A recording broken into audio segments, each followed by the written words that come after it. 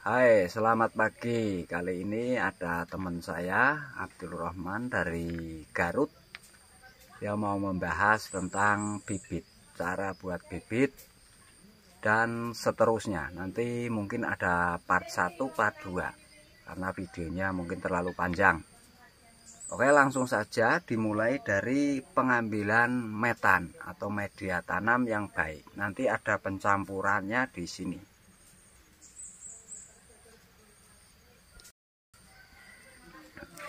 Ayo bro, bawa embernya sama cangkulnya. Ember itu cangkulnya ini. Nah, praktek langsung di lapangan dengan teman saya dari Garut di kebun saya. Langkah yang paling bagus itu dilihat kondisinya. Lihat kondisi yang rumputnya paling subur. Disitulah terdapat mikroorganisme atau makanan untuk calon tanaman yang sehat. Nah, kita lihat-lihat dulu yang paling seger tapi nggak banyak kotoran. Ini ada banyak kotoran, jadi harus memilih. Mungkin di sana lebih bagus. Nanti dilihat cara pemilahannya, ada ayakannya juga.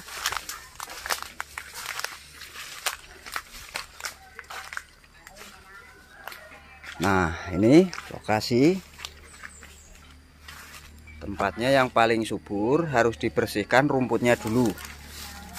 Pakai arit bisa, pakai tangan bisa, pakai cangkul nggak apa-apa, langsung agak tebal aja bro.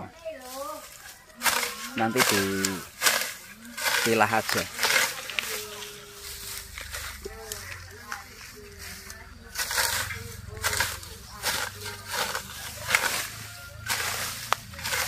Oke, begini. Biar kalau mau enak langsung tebal aja.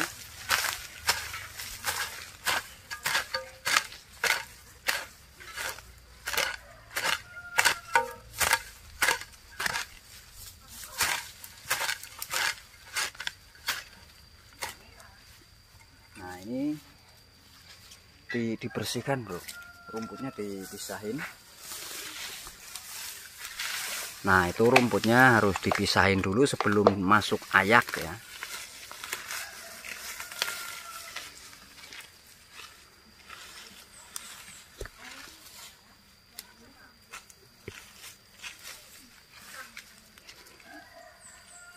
Ya, proses itu. Kemudian dimasukkan ember dulu. Biar sama rumputnya nggak masalah nanti diayak.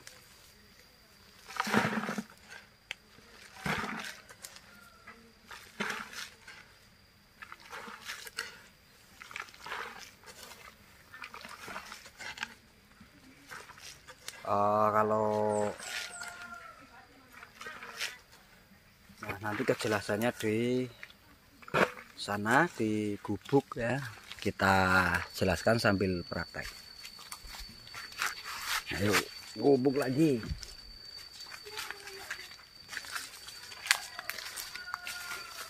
Dia katanya sering zong di pembibitan kemukus, jadi harus praktek katanya. Oke, di sini. Oke, tadi ayakannya di kandang kayaknya.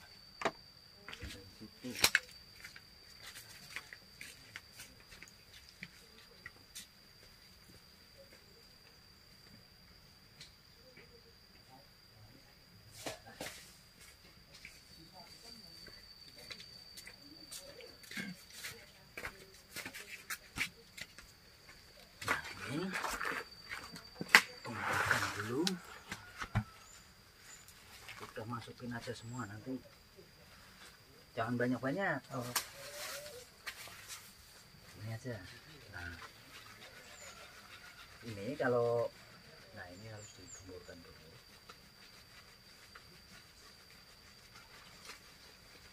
Nah, kalau yang begini ini kalau mau dimanfaatkan itu harus diremas, kalau enggak dibuang enggak masalah. Buang aja biar agak cepat.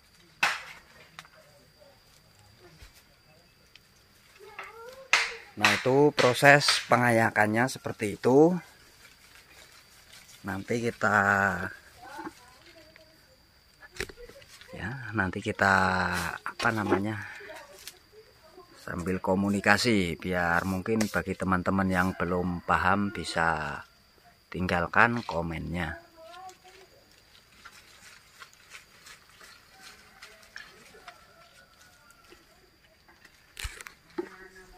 Nah, udah, ini cuman buat contoh aja, bro. Nah, ini harus diimbangi. Kita pakai simulasi gelas aja ya, ini cuman buat hitung-hitungan, tolong digelembungin.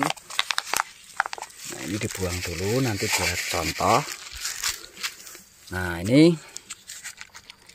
harus ada tanah yang bersih untuk mengukur.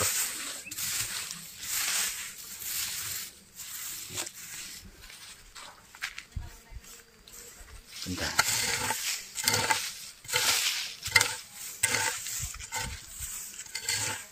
Nah, oke. Biasanya kalau tekstur tanah di sini itu agak gembur, dan ini cara ngukur kelembabannya itu seperti ini, bro. Ditekan, lepaskan. Ini enggak keluar air, tapi tetap lengket. Ini tetap lengket ya. Nah, ini kalau nggak pakai campuran lain, lembabnya seperti ini. Tapi nanti ada cara memasukkan ke plastik. Kalau dipadatkan, otomatis jadi padat di plastiknya kan. Oke, bentar pasang tongsis dulu, ini saya agak rempong.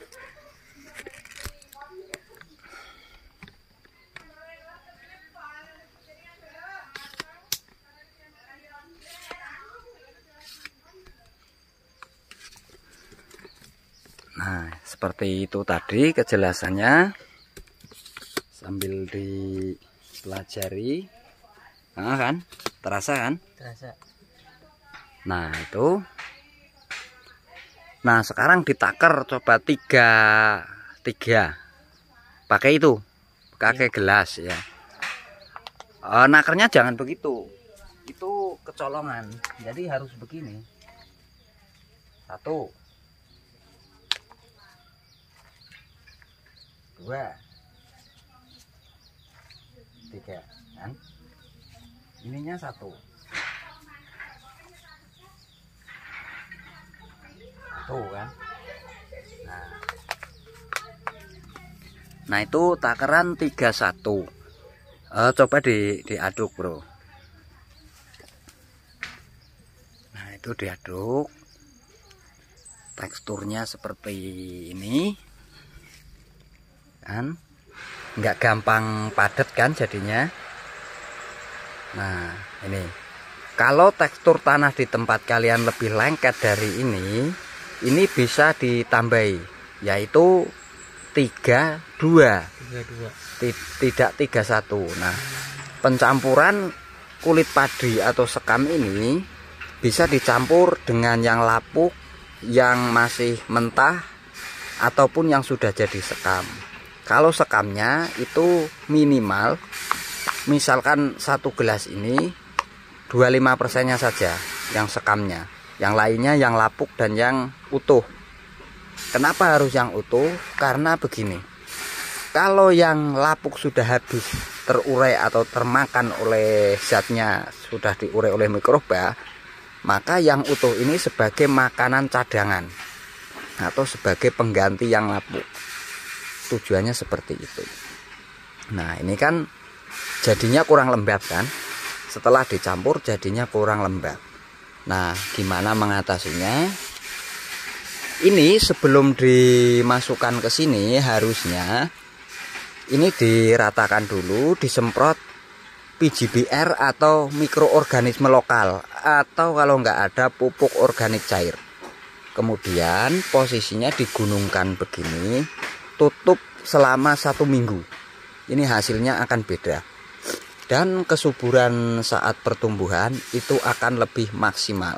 Coba kalau kamu ngisi seberapa, coba seperti kebiasaan kamu di sana.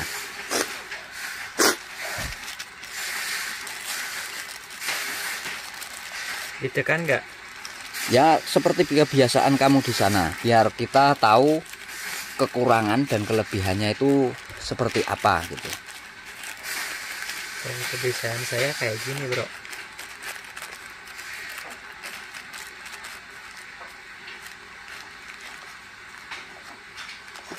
Oke, itu proses dari kebiasaannya beliau di tempatnya. Kita cek, ya hasilnya bisa diterima seperti ini. Ya menurut saya ini pas. Oke, kita bongkar lagi. Nah, kemudian kalau saya itu patrokannya itu begini, satu kan, dua kali kan, tekan dikit aja, terus isi sampai penuh ya, tekan terlihat lebih memar kan. Tapi begini,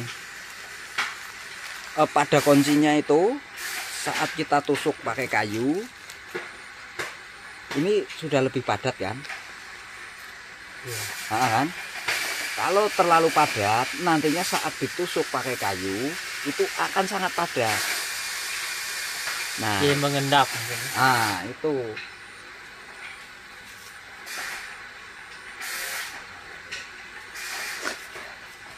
Nah, posisi tanam nanti ya. Posisi tanam nanti ini kalau saya nggak saya uruk kembali, cuman saya tekan begini udah. Kalau misalkan ada akar panjatnya gimana, Bro? Nanti saya ambil cutter dulu untuk yang ini.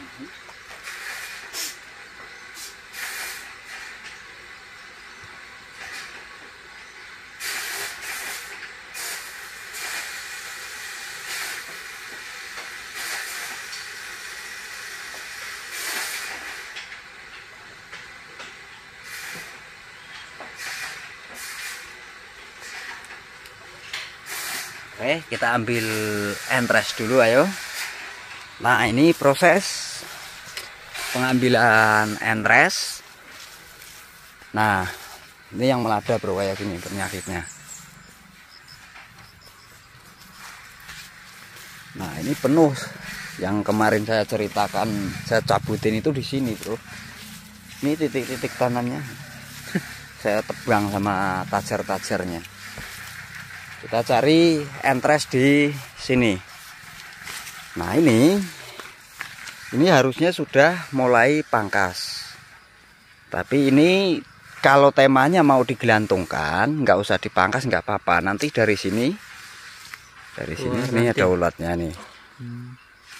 Ini nanti akan keluar panjat yang baru. Ini harus dibuang kalau digelantungkan. Tujuannya untuk apa? Nah, ini ulatnya. Nah, yang dekat tekukan ini ya, ini harus dibuangin. Habisin. Oke. Nah, seperti ini. Coba ini dilepas. Nah, ini kan nekuk ya. Kalau ini enggak dibuang, mata tunas yang di ketiak sini ini akan lama terbangun. Atau dalam bahasa gampangnya lebih lambat tunas barunya. Tapi kalau dibuang seperti ini, itu akan lebih cepat memunculkan tunas baru. Itu fungsinya. Oke, lanjut lagi ke pengambilan entres.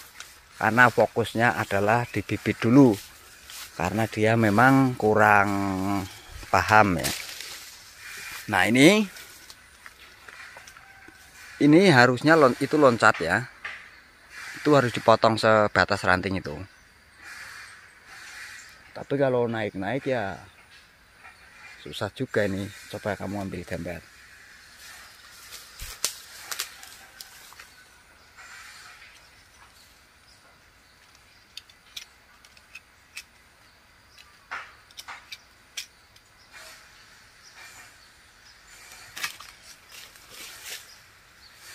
Oke.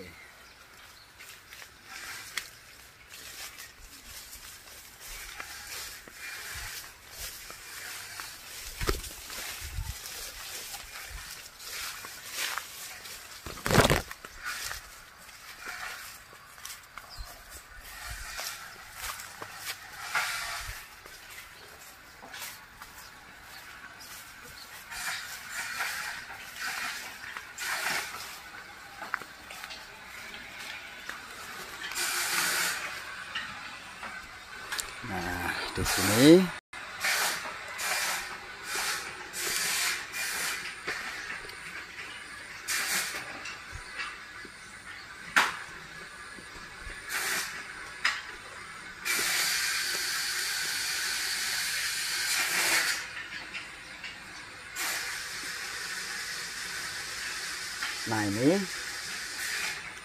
ini mau tidak mau kalau enggak 2 ruas tetap 4 ruas. Karena apa? Ini nanti masuk polybag kan, ini separuh. Kalau mau 2 ruas, ini dibuang, sisakan separuh-separuh. Ini bisa dibuang, bisa enggak. Ini misalkan 4 ya. Nah, ini nanti kesinian tuh. Nah, ini nanti masuk polybag, ini separuh, ini los. Tujuannya ini untuk menyerap kelembaban udara di dalam sungkup. Ini juga separuh, yang separuh menyerap kelembaban udara. Nah, saat posisi ada buahnya seperti ini, pohon ini relatif tinggi daya bertahan hidupnya karena mempertahankan mahkotanya atau buahnya. Tapi ini lebih maksimal kalau dibuang begini. Nah, kelemahannya saat ini mati, ini batang utamanya mati, itu justru yang perdu yang tumbuh, jadinya semi perdu. Ini bisa keluar dari sini mata tunasnya, tapi lama. Nah, atau ini tumbuh tapi lebih subur kan. Setelah tunas panjatnya tumbuh, nantinya ini harus dibuang. Ibaratnya ini cuman untuk memancing kehidupan aja. Nah, ini sekarang kita buat yang murni aja ya. Yang biasa seperti ini, buang, sisakan. Nah, posisinya seperti ini. Nah, kalau polybagnya besar, ini agak panjang, resikonya polybagnya nggak muat kan. Nah, kalau agak pendek itu dikurangi. Nah, ini sekalian saya jelaskan ya. Ini sekalian saya jelaskan. Ini kalau secara nalar, ini yang keluar akar hanya dari sini kan. Tidak, ini dari sini bisa keluar akar. Seperti ini. Ini proses keluar akar. Nih, kan? Ini jadinya akar. Selain dari sini juga, dari sini juga. Nah, kemudian itu tadi cara ambil entresnya, motong entresnya yang panjat super seperti ini. Hijaunya silahkan diamati teman-teman. Seperti ini paling produktif. Pencampurannya sudah saya terangkan tadi. Nah, itu setelah disiram PGBR atau mikroorganisme lokal selama 1 minggu. Itu minimalnya ya? Kemudian sekarang entres sudah dipelajari, sekarang waktunya nanam. Ini hanya simulasi ya. Ya.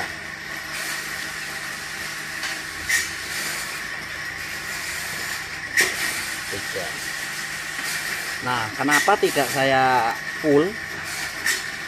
Karena mengingat Bila ada permintaan atau pengiriman jauh, ini bisa ditekuk tanpa mengurangi media agar tidak terbongkar. Kalau ini sudah full, agak repot. Nah, kemudian cara penanamannya ini juga menyumbang faktor kehidupan. Ini lembabnya seperti di video awal ya. Bentar, saya cari kayu dulu.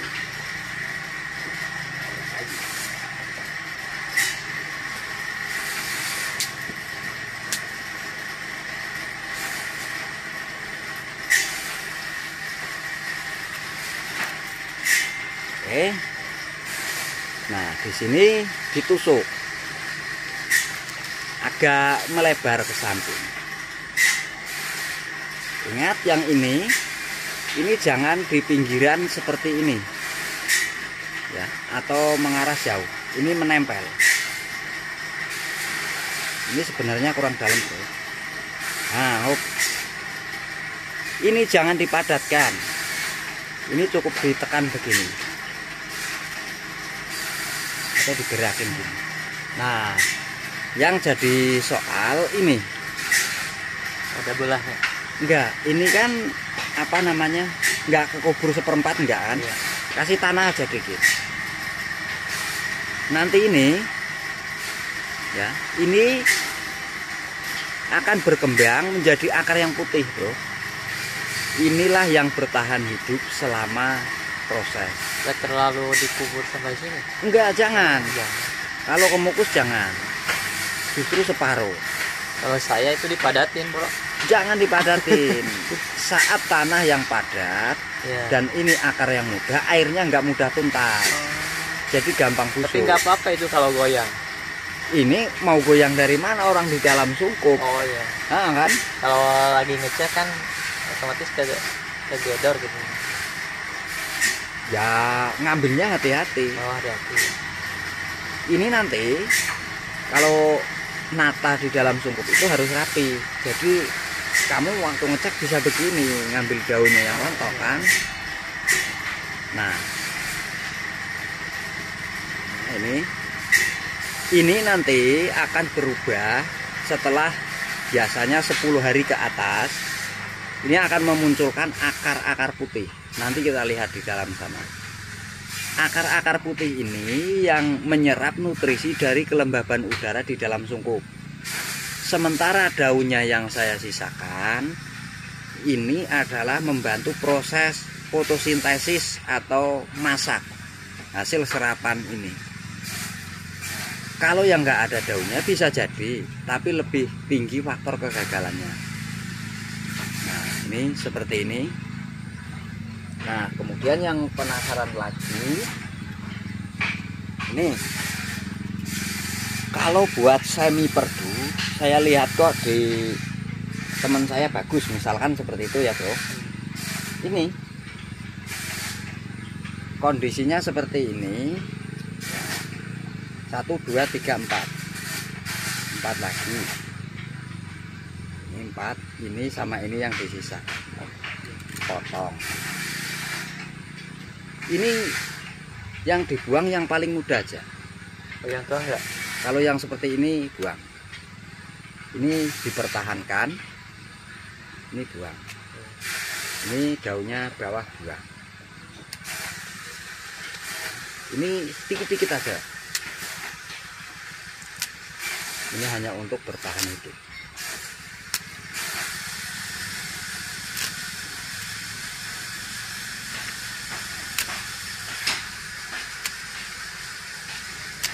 Semi perdu. Oh, ngambil plastik lagi nih, bro. Plastik.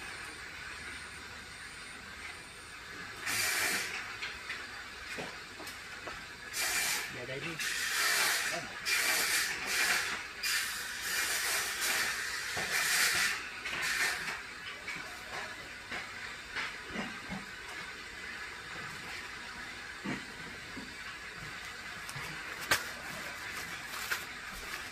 Nah, ini ya kita buat semi perdu.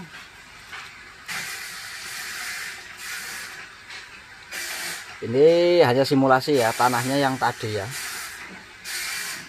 Nah, masih seperti tadi dengan hal yang sama. Ini kelembabannya segini nih bro, kira-kira tuh. Ini agak ditekuk. Nah, ini karena plastiknya kurang besar. Ditekan aja begini, udah. Nah, ini asal sungkup dan medianya benar, ini akan bertahan semua. Ini akan hidup, ini akan tunas. Jadinya bibit super kalau di pembibitan bilang. Nah. Terus yang belum paham perdu. Itu dari video yang lalu bro. Apa? Suka di cukil mata tunasnya. Itu jadinya semi perdu. Kalau gagal itu akan manjat bro. Oh, bakal manjat. Ini ya, ini ada mata tunas di sini kan. Iya. Kadang nggak kecukil yang sini. Oh. Ini akan keluar juga tunas panjat dari sebelah sini atau bahkan dari ketiak sini ada. Nah, kalau mau bikin perdu, ngambilnya ranting yang tegap seperti ini. Kalau yang seperti ini jadinya akan jelek. Jelek ya? Jelek. Nah, ngambilnya ranting yang agak tegak. Itu beda kan, rantingnya ada yang tegap, ada yang enggak. Nah, itu kuncinya tetap sama seperti ini. Tua mudanya sama. Nah, kalau perdu itu sama juga pembuatannya. Ini sekitar separuh. Posisi miring. Terus ini harus dilubangi dikit. Seperti ini. Ini harus menggunakan ZPT. Kalau saya menggunakan hidroksin. Kalau untuk perdu. Kalau untuk ini saya pakai PGBR. Perendaman PGBR itu 1:7.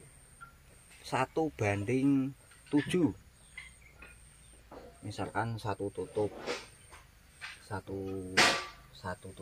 itu 7-nya liter ya. Iya.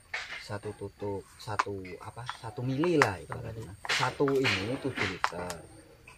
Misalkan satu botol aqua itu Ini kan 200 kan? ya 200 untuk 7 hingga 10 liter tuh.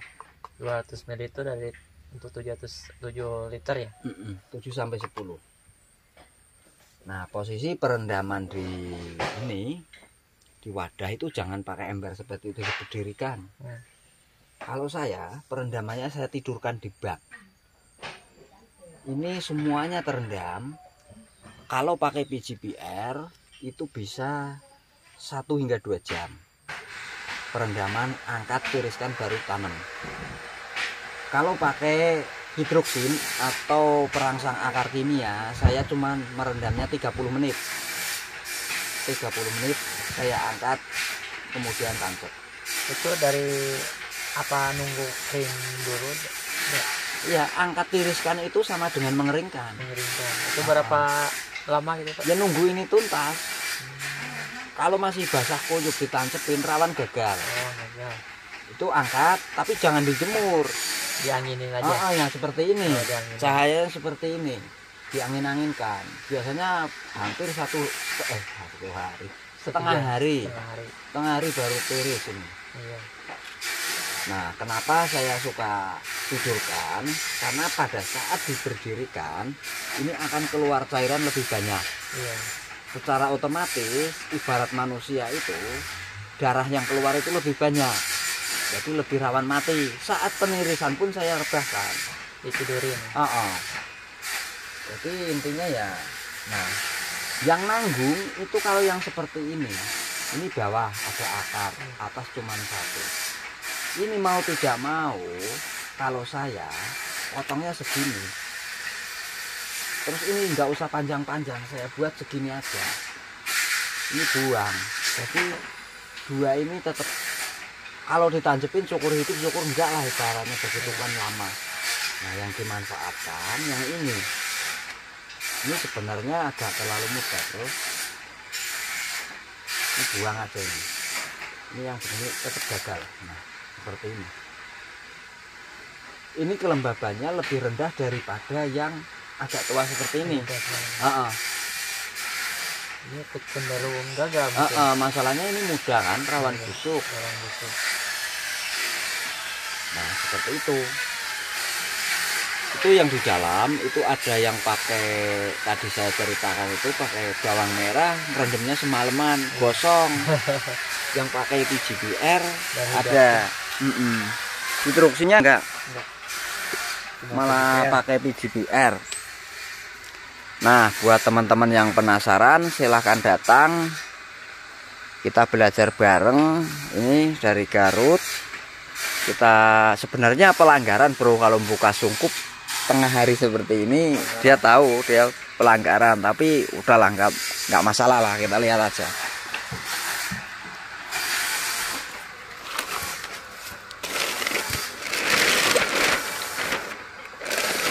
Nah, ini bukti. Ini kepapar kan bro. Nah, ini yang pakai bawang merah.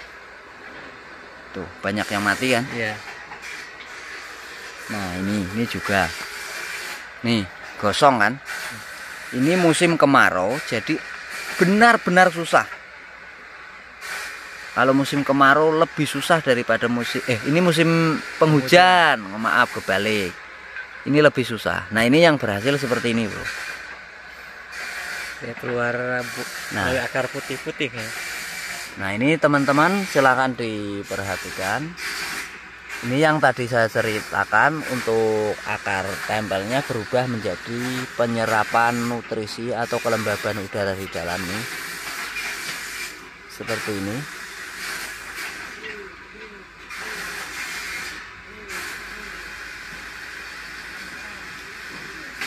Nah, itu.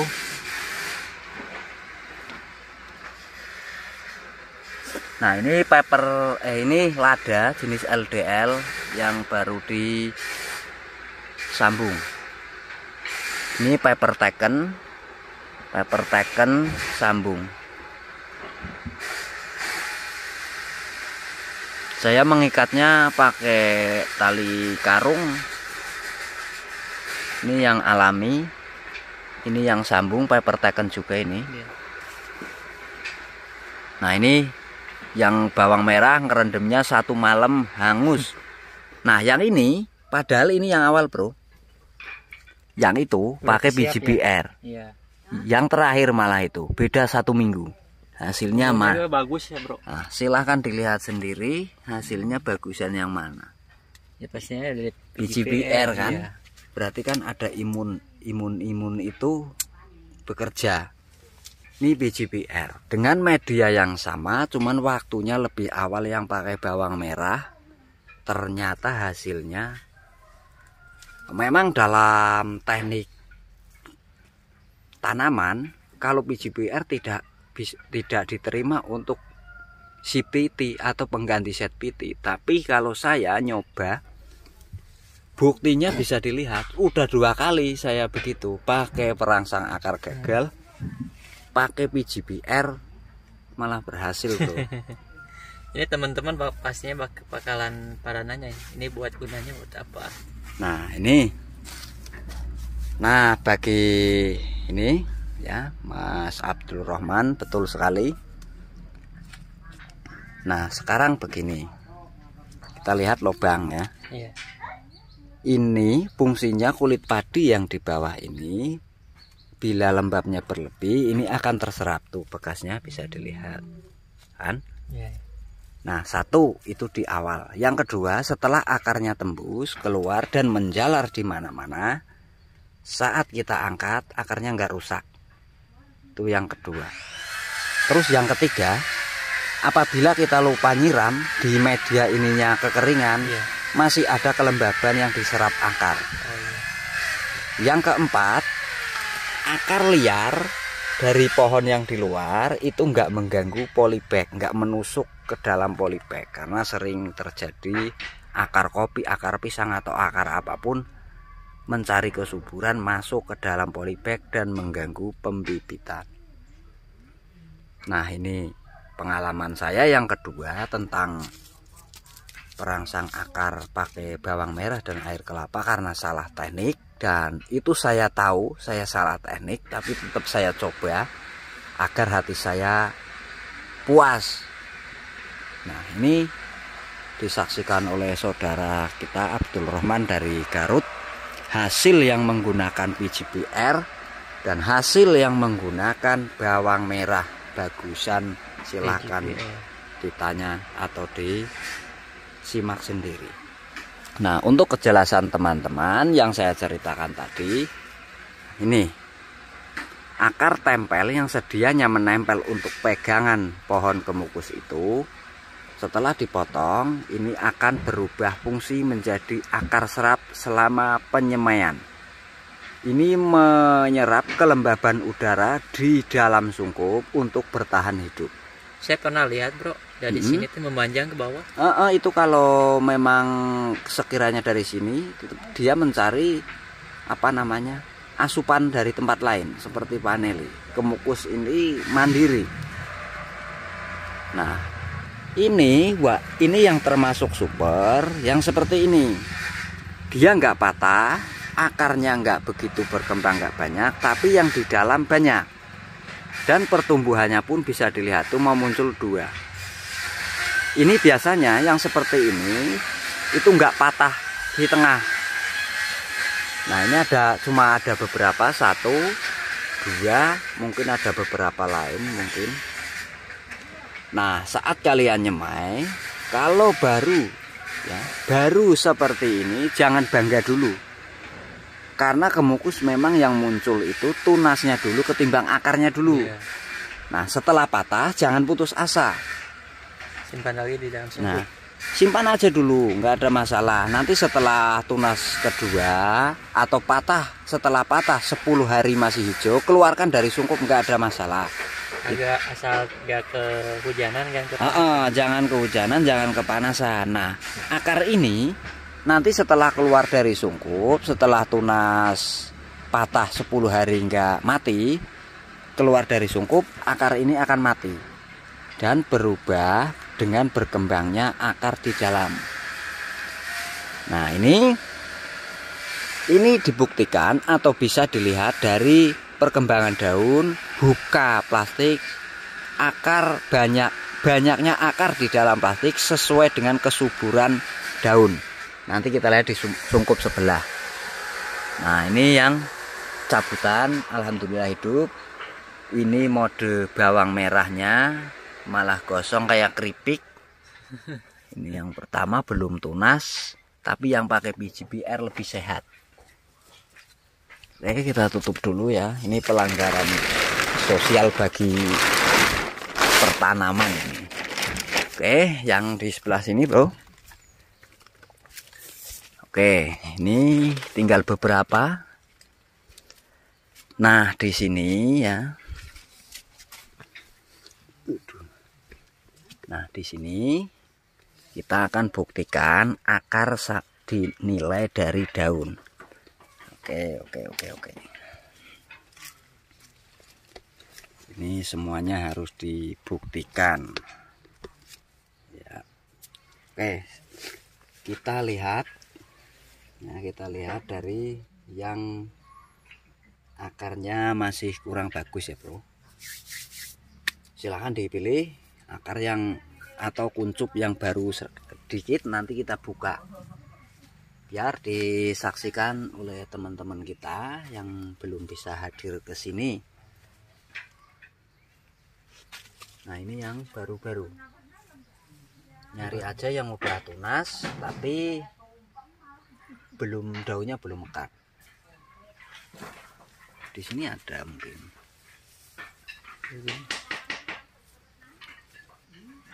Ini udah kedua. Ini pertama. Ini kedua, bro. Banyak yang kedua ini. Nah, ini. Coba dilihat. Ini. Nah, kelihatannya itu tunas pertama. Kan? Iya. Nah ini tunas pertama, daunnya agak bagusan. Tapi kalau ini prediksi saya akarnya sudah ada bro. Masalahnya daunnya udah mekar, masih tetap utuh. Nah ini nanti kita sambil lihatin lagi ya. Oke, nggak masalah, itu prediksi saya. Kita lihat apakah perakarannya sudah ada atau belum. Ini tunas pertama. Nah, kita lihat nih kan, bener nggak? Nah ini terbukti teman-teman, tunas pertama akarnya belum ada, hanya pengembangan dari akar ini mampu mendorong tunas sampai segini panjang. Nah ini makannya dari mana, pertanyaannya kan? Iya. Ini makanya dari sini. Ini calon akar. Nah, ini saya jamin nanti patah. Kalau nggak di sini, di sini. Setelah akar keduanya tumbuh, ini baru apa namanya? Baru benar-benar layak tanam. Nah, oke, ini untuk mengantisipasi, tancepin aja di sini, cep. Oke, kita cari kedua yang ini akarnya diperkirakan sudah bagus dan tunas kedua. Ini alah, ini sudah kelihatan. Nih tunas keduanya kan. Kalau ini tunas pertama, ini tunas kedua. Setelah menyusul tunas kedua, akarnya beda kan? Iya. Itu terbukti bahwa kemukus yang tumbuh tunasnya dulu baru akarnya. Makanya seringkali orang bilang Huri berhasil, jangan dulu, nanti dulu gitu kan. Nah mana lagi, ini kurang lebihnya baru 5 harian nih. Alah ini juga iya. Ntar cari lagi. Nah ini kurang lebih sudah 10 harian nggak mati, tapi sudah patah ya teman-teman. Nah ini kemungkinan akarnya belum bagus karena belum ada tanda akan muncul tunas kedua, baru dikit bang. Oke, kita buka. Udah tuh 10 hari setelah patah kok masih hidup, berarti akar di dalam sudah bagus. Oke, kembalikan lagi. Satu lagi, cari yang sudah agak kuncup. Yang tunas kedua sudah agak kuncup. Ini pertama, ini kedua ya. Nah ini patah di sini, tunas pertama tumbuh lagi. Kita buka.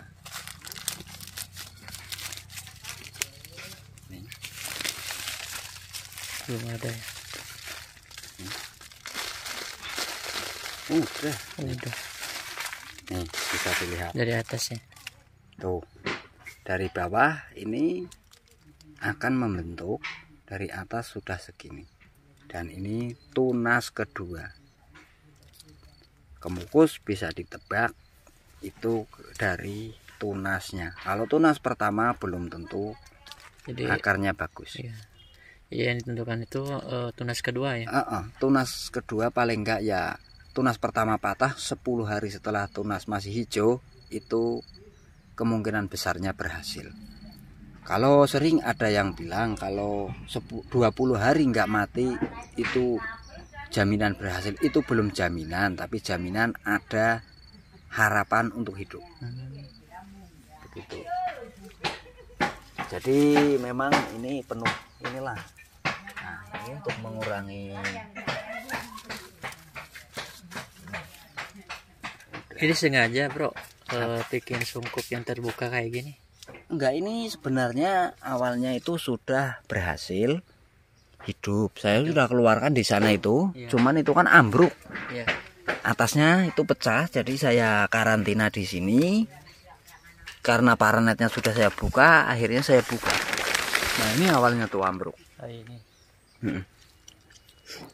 Oke, apalagi yang masih bingung? Alhamdulillah sudah terbuka nih. Nah intinya Mulai itu dari metan dan takaran tanah sama kamu udah ngerti ya.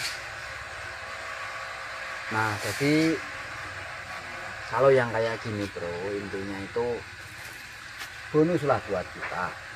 Kalau hidup ya itu rezeki kita, kalau nggak hidup itu daripada dibuang, siapa tahu nanti hidup kan.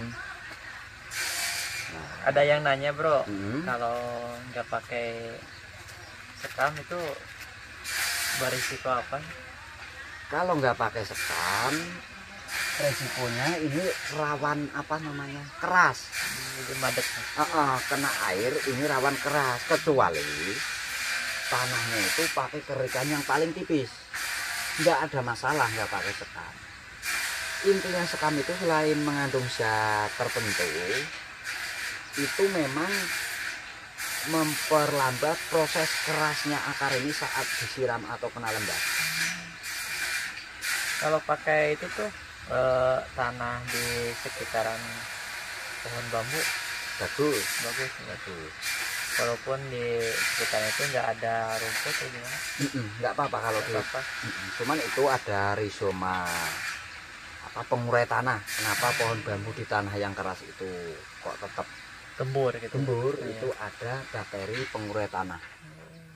Nah itu sebaiknya jangan mulus itu, karena kalau terlalu gembur saat sekarang lembab besok udah kering.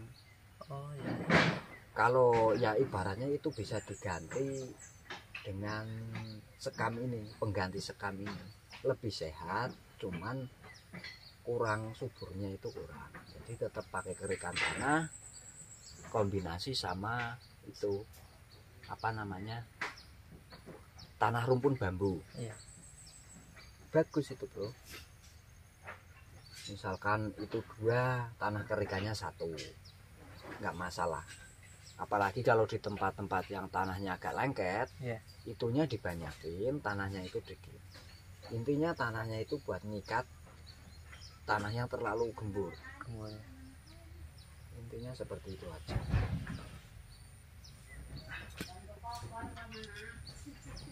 Nah itu mungkin kalau sungkup tunggal ini sebaiknya plastiknya yang agak gede ya. Iya. Kalau terlalu kecil kurang bagus, dan ditutupnya di bawah sini, jangan diikat pakai karet. Oh jangan ya. Kalau pakai karet itu kan sifatnya menekan terus. Iya. Kalau saya tetap saya ini tekuk di bawahnya, geletakin. Nah apalagi yang mau bikin perdu bertapak seperti ini, itu harus menggunakan plastik yang gede kan. Ini biasanya di tempat-tempat seperti ini penaruhannya. Kalau terpapar lebih rawan cepat gosong karena ada sungkup tunggal. Tapi keuntungannya nggak usah beli plastik banyak. Iya. Harus beli plastik kiloan aja cukup. Ribetnya sampahnya banyak. Iya. Nah, itu seperti itu.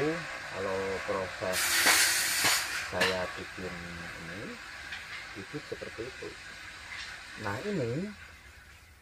ini kan udah bekas buat ganjel karena atapnya itu jebol penuh air. Itu yang pada mati yang sebelah sana, itu yang tadinya di sini tuh kena hujan kan, nggak ada waktu, nggak saya pisahkan, pada mati. Akhirnya saya karantina di situ.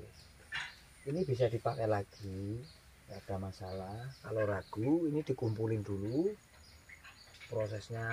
Kira-kira kalau posisi tukang bibit itu harus tahu kira-kira bro, kunci atau ilmu kira-kira itu harus tahu. Ini nanti dikumpulkan kan, kira-kira ini kebanyakan tanah atau kebanyakan sekam, itu kan nggak bisa diukur kan. Iya. Orang udah campur. Nah itu tinggal menambahin kekurangannya apa. Kalau ragu ini bisa disemprot H2O2 dulu, kumpulin, tutup. Setelah 1 minggu kocor mol. atau mikroorganisme lokal. 1 minggu lagi baru ditancepin untuk menghindarkan dari jamur. Kalau H2O2 itu tidak meninggalkan residu seperti urea, ponsel, enggak. Tanah keras itu disiram HO2 bergelembung itu gembur jadinya. Nah, metan super itu ada di lapisan tanah atas bekas lumpur kolam. Lumpur kolam. Misalkan kamu membersihkan kolam tahun ini, kepanasan kan, itu pecah-pecah kan, alot jadinya. Tapi setelah proses kepanasan dan kering, benar-benar kering, itu akan tumbuh aneka rumput yang komplit kan. Nah itu kalau posisi pecah itu sudah kering, itu kamu tekan pakai tangan hancur kan. Benar. Nah itu bagus buat metan pembibitan ataupun bahkan digunakan untuk pemupukan, itu bagus. Banyak tuh lumpur-lumpur yang kecampur kotoran manusia ya. Ya intinya model dari speed tank atau gimana. Intinya kalau di kolam itu ada limbah sayuran, ada limbah apa kan masuk. Ya kalau diangkatin ke atas kan serba ada, kalau ada pepaya, ya rupa ada. Nah tanah yang sehat itu pasti menumbuhkan sesuatu yang enggak ditebar bijinya. Contohnya di hutan rimba, siapa yang menebar biji cimpulukan di sana kan?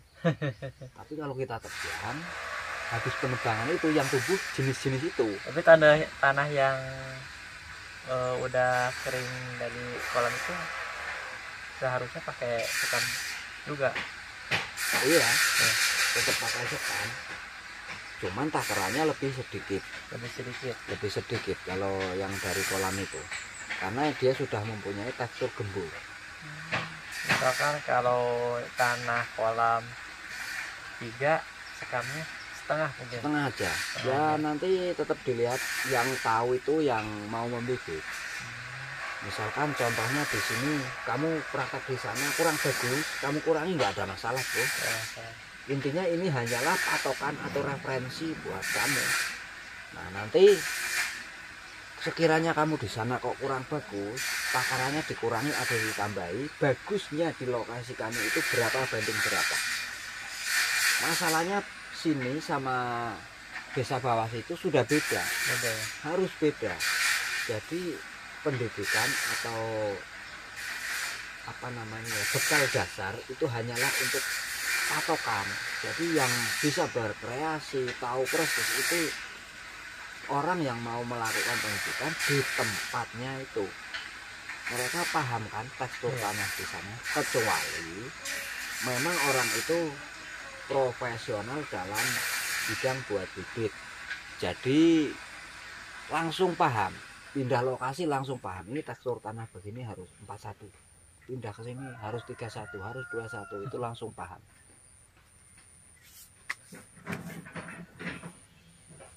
Seperti itu. Kalau memang sih banyak yang ada yang kebanyakan sekam lah, inilah, tapi yang jelas di tempat saya seperti itu. Jadi nggak bisa disamakan. Saya juga nggak harus kamu harus segini, nggak harus. Kamu kreasi, coba aja 5 polybag ditandai, yang praktek di sini seperti ini ditiru, terus ala kamu dirubah, yang ditambahi, terus ditandai lagi, yang dikurangi, yang paling bagus yang kamu pakai di sana. Nah misalkan saya pakai seperti itu, paranetnya 1 meter begini-begini disungkup, di sini jadi, tapi di sana belum tentu jadi. Coba kamu berkreasi di sana, yang kamu pakai nggak harus yang teknik dari saya, dari siapapun, yang penting intinya cocok di tempat kamu, itu yang harus diteruskan. Kadang kan di teknik A sama teknik B beda kan? Iya. Kalau kamu gabungkan aja A dan B dikasih, yang kamu yakin di A, yang di metan, yang di B, yang di paranet, pakai aja metannya pakai teknik A, paranetnya pakai teknik B. Kalau ada teknik C, sungkupnya dari teknik C. Itu harus berkreasi. Seorang yang bakalan pandai itu yang mengotak-atik itu. Kalau cuman manut terus, ngikutin terus, kamu nggak ada kreasi, nggak ada kelebihan, nggak ada perkembangan. Harus berani. Misalkan saya merubah teknik A dan B, saya gabungkan kok malah gagal total, ya jangan diteruskan, besoknya dirubah itu lagi. bro. Kebanyakan kan sekarang pemukus jantan. Cara nyambungnya gimana, atau apa atasnya pakai jerami atau naungan gimana gitu? Itu di lahan? Iya, di lahan langsung. Sebenarnya ini bro,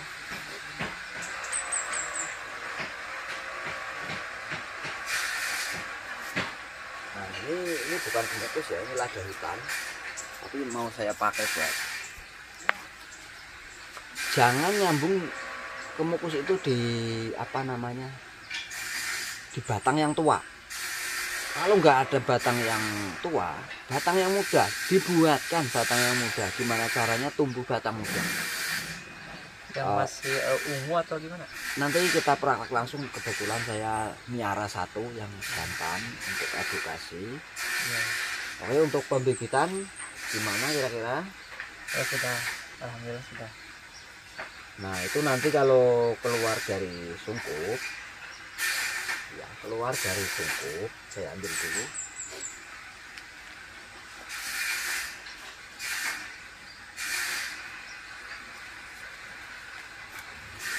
Nah ini keluar dari sungkup. Nah ini karena ini terlalu sedikit, dengan tujuan seperti yang tadi saya bilang buat pengiriman, itu tetap bawahnya harus dikasih alas Yang kayak tadi. Kalau bisa ini netral dari akar-akaran luar. Dari akar luar itu dinetralkan. Kalau nggak bisa karena kondisi, itu diganjel pakai plastik lah yang paling efektif dan praktis. Dialasin plastik. Tapi plastiknya itu harus ada dilobangi walaupun beberapa senti jaraknya. Tujuannya kalau air terlalu banyak biar masuk ke tanah. Iya. Tapi akar kan dengan sulit untuk naik ke atas. Akar-akar yang repot, akar-akar yang liar. Iya. Nah ini diganjel begini. Nah sekarang kok harus begitu? Enggak harus, itu menurut saya saja bro. Misalkan kayak gini, itu di tanah ya, ini pasti keras kan ditarik, mau tidak mau putus di sini, seperti ini contohnya. Tapi kalau ini di dalam sekam, ini ditarik utuh kan. Jadi tanaman nggak gampang stres. Nah ini tidak boleh terkena hujan secara langsung, dan apalagi curah hujan sudah tinggi, kecuali pas musim kemarau mau di bawah pohon dimanapun nggak ada masalah. Tapi kalau musim penghujan itu harus di bawah naungan. Kenapa? Karena hitungannya itu begini bro, hujan 5 menit di polybag, dengan hujan 1 jam di lahan langsung, itu tanahnya jemek yang di polybag. Nggak bakalan ini langsung tuntas seperti di lahan, nggak bakalan. Nah selain itu, akar muda yang tadinya di sini putih itu yang di dalam sudah mulai ada, dan itu rawan busuk, akhirnya mati. Itu contohnya tadi yang di sungkup udah jadi banyak yang mati, itu karena ini naungan atapnya jebol kehujanan. Tuh. Kadang orang bilang kok saya udah pindah lahan kok malah mati. Nah itu mungkin pindah dari sungkup malah mati, mungkin terlalu cepat masa pemindahannya, atau enggak terlalu basah medianya.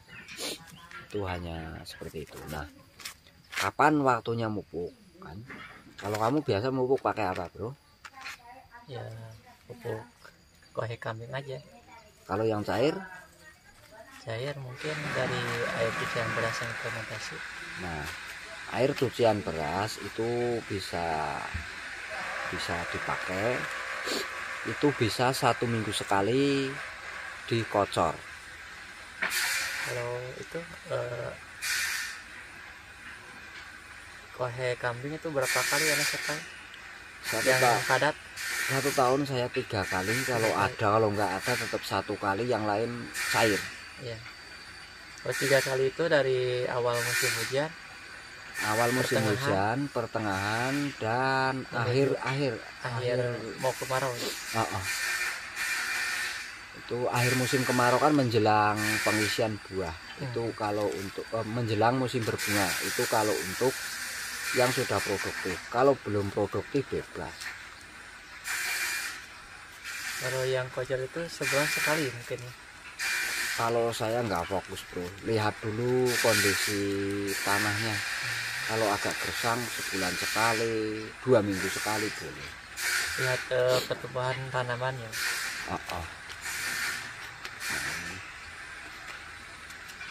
Ini kalau sudah begini adem. Nah, ini akar tempel-tempelnya seperti ini. Nah itu dia, mungkin bagi teman-teman yang belum jelas silahkan ditanyakan di kolom komentar. Nanti ada part 2 perawatan di lahan, ya, di lahan kebun sana yang sudah agak ada buahnya. Oke, sekian dulu dan terima kasih.